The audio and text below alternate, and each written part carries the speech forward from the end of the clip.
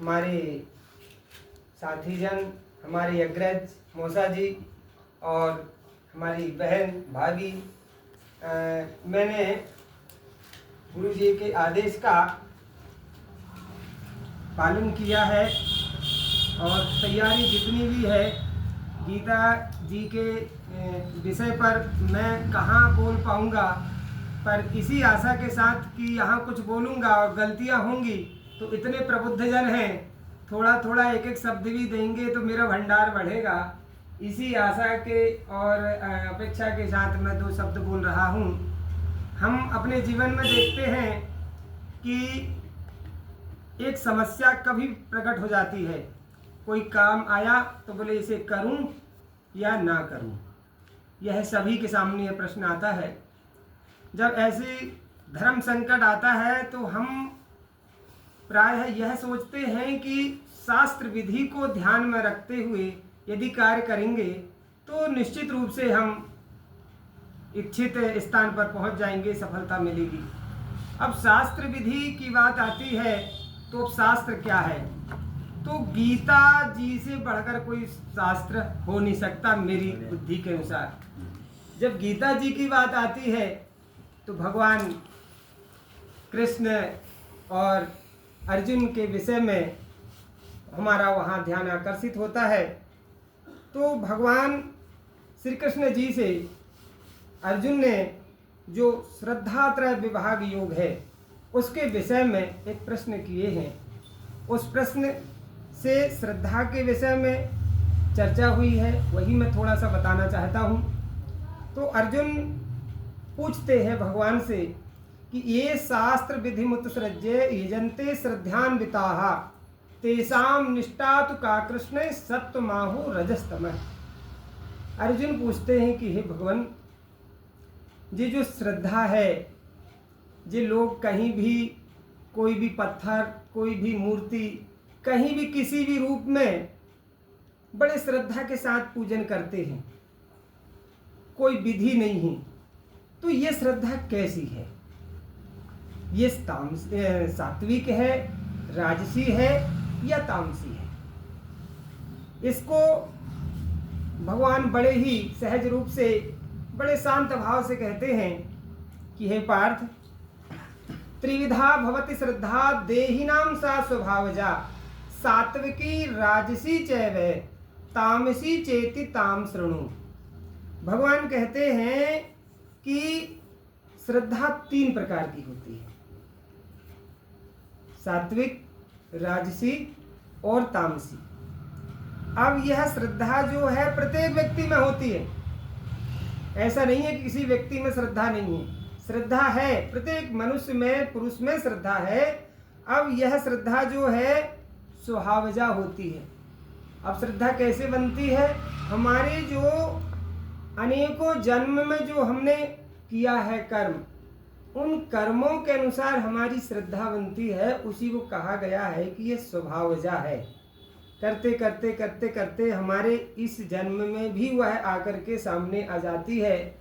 और हमारे गुरुदेव ने भी एक बात बताए थे कि यह जो श्रद्धा है, इसकी एक किसी व्यक्ति को पता करने का थर्मामीटर भी है। तो हम पता कर सकते हैं कि यह व्यक्ति सात्विक है या सात्विक श्रद्धा है, राजसी श्रद्धा है या तामसी है। तो इस प्रकार से 3 विभाग उन्होंने बताए। और फिर वहाँ आगे चल के कहते हैं कि इन तीनों में से यजन्ते यजन्ते सात्विका देवान यक्ष राक्षांस राजसाः प्रेतान भूत गणाश्चान्ये। तो यहाँ पर ये बताते हैं कि जो सात्विक लोग हैं वो देवताओं को पूजते हैं, यक्ष राक्षसों को राजसी लोग पूजते हैं और भूत प्रेतों को तामसी लोग पूजते हैं। तो ऐसे आप लोगों में श्रद्धा का प्रकट रूप में दर्शन भी कर सकते हैं।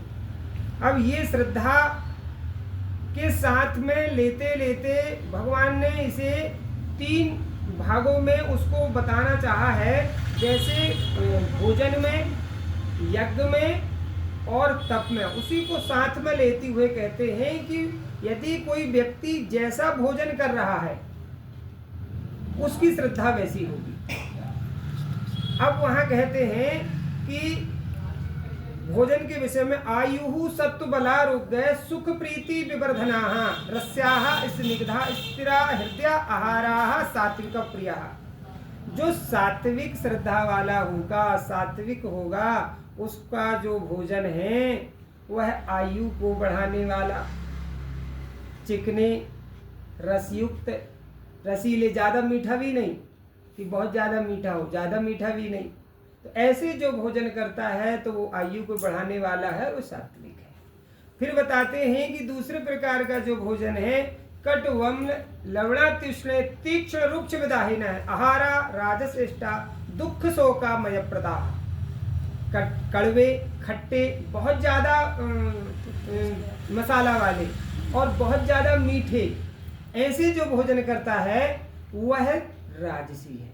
और ऐसे जो भोजन करेगा तो निश्चित रूप से है कि वो ज्यादा खाएगा, और जब ज्यादा खाएगा तो बीमार पड़ेगा। तो ये राजसी लोगों का स्वभाव बता दिए, उसका भोजन का प्रकार बता दिए, और उसको श्रद्धा उसकी उससे राजसी बनेगी। उसके बाद कहते हैं कि यात यामम गतरसम पूति परिषतम चत उच्चिष्टमपि चामेध्यम भोजनम तामस प्रियम। अब जो तामसी लोग हैं वो तामसी लोग क्या कैसा भोजन करेंगे? याम को बताया है, यानी एक पहर, यानी लगभग 3 घंटे के पहले जो भोजन बना है वह भोजन, वो जो भोजन करेगा बासा भोजन होगा, और वो तामसी है, बहुत गंधयुक्त हो सकता है, जैसे लहसुन प्याज वगैरह। तो ये, और या ये कहें कि वह जूठा भी हो सकता है।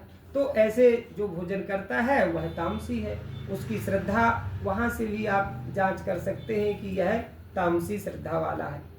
इसके बाद भगवान पुनः अफलाकांक्षी भ्रियज्ञो विधिदृष्टो या युज्यते स्टभ में वेति मनः समाधाय स सात्विक है। अब यज्ञ के विषय में जोड़ रहे हैं कि कोई भी व्यक्ति ऐसे स्वभाव से, ऐसे मन से करता है कि मैं मनुष्य हूँ, मेरे वर्ण, मेरे स्वभाव जो शास्त्र में बताया गया है कि उसके अनुसार मुझे यज्ञ करना चाहिए, यह मेरा कर्तव्य है, कर्तव्य मान के जो यज्ञ करता है वह सात्विक यज्ञ है।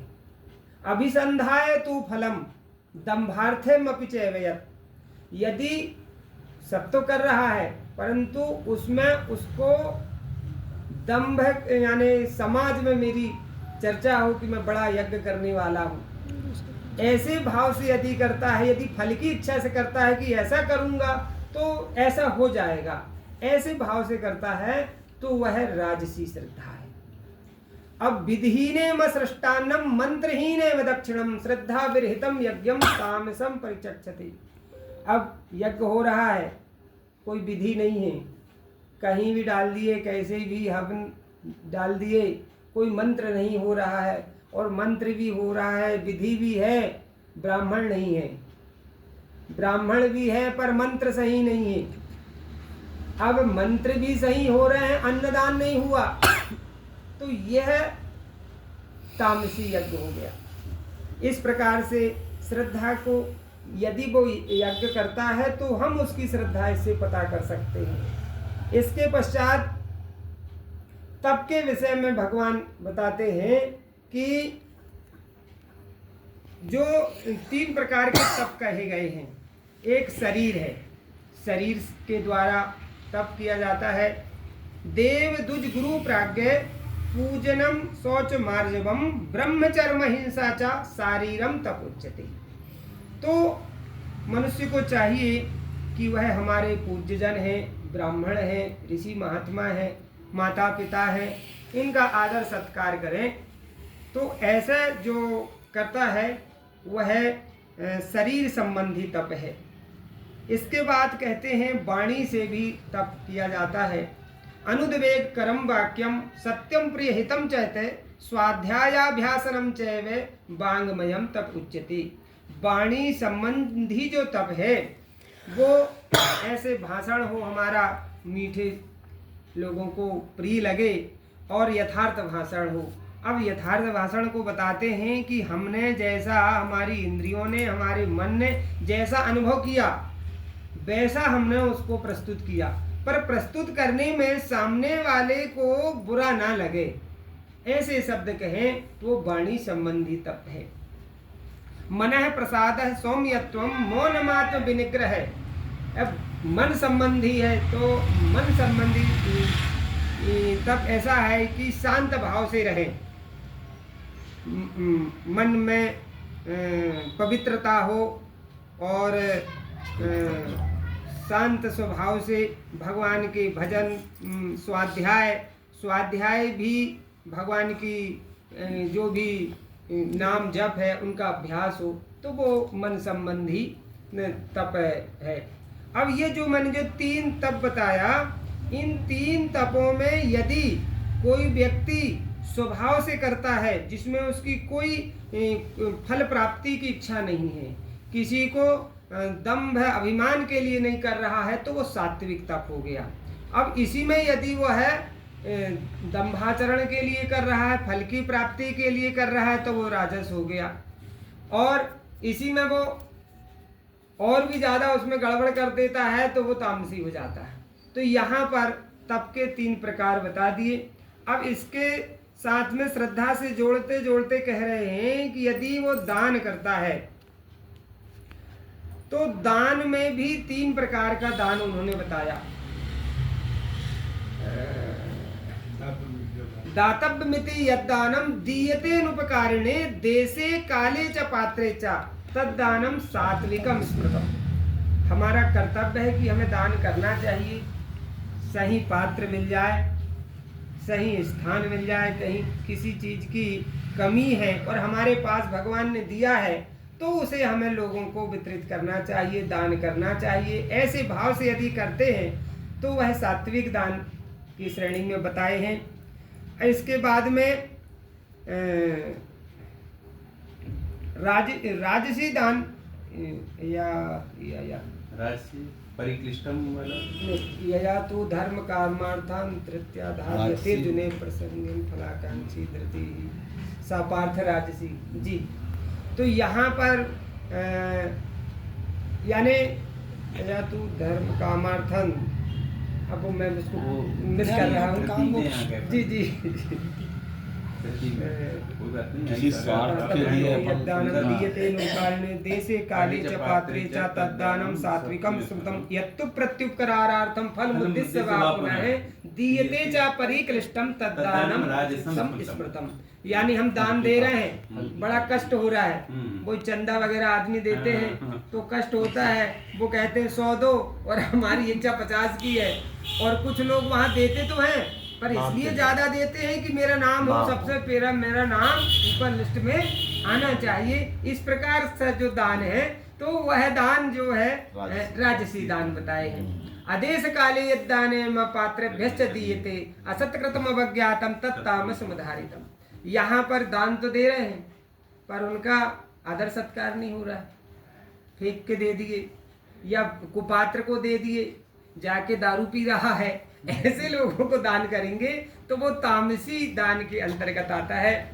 अब फिर भगवान आगे बताते हैं ओम तत्सदिति निर्देशो ब्राह्मणस् त्रिविधः स्मृतः ब्राह्मणास्तेन वेदाश्च यज्ञ ब्राह्मणश्च वेदाश्च यज्ञाश्च विहिताः पुरा।